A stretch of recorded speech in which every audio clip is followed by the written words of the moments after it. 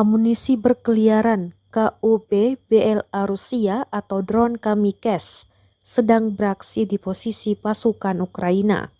Rekamannya ramai beredar di Telegram pada Jumat 18 November 2022. Dalam keterangan unggahan disebutkan, rentetan amunisi berkeliaran Rusia KUB-BLA menyerang infanteri angkatan bersenjata Ukraina di daerah Pavlovka. Rekaman kehancuran kendaraan tempur dan pasukan Ukraina terekam kamera drone Rusia. Sejumlah pasukan Ukraina dikabarkan gugur.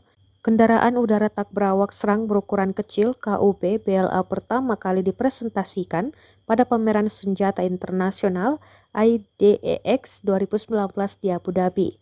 Drone ini termasuk dalam jenis drone kamikze atau biasa disebut amunisi berkeliaran. За сутки поражены